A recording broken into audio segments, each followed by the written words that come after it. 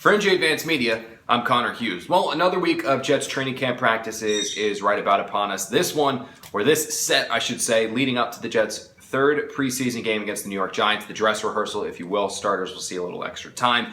That's a little bit down the road. Before that, obviously, we've got some camp practices, so here are three things to watch in those practices. Number one, how about the injuries? Against the Washington Redskins, we saw a couple Jets players get nicked up and taken out of the game. Aaron Henderson left with a stinger. Quincy Enunwa had the head injury. Lawrence Thomas left. Lorenzo Malden left, although the Jets said that was no big deal.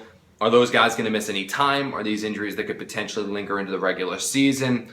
We'll see. So without a doubt, what players return to the field is one of the top things to monitor this coming week. Number two, how about Bryce Petty? The guy had a tremendous game against the Washington Redskins. It was 16 of 26, 242 yards, 2 touchdowns, no picks. He has, at least in these two preseason games, probably been the most impressive Jets quarterback. Granted, he's been going up against third and fourth teamers, but still, he's been very impressive.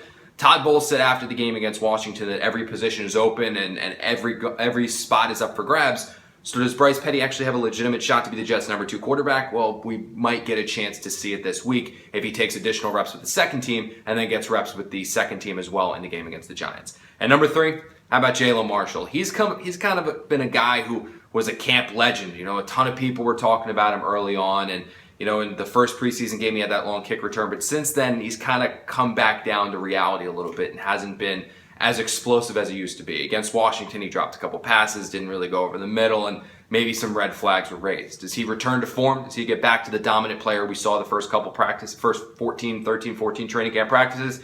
That will be something to monitor here going forward. For NJ Advanced Media, I'm Connor Hughes.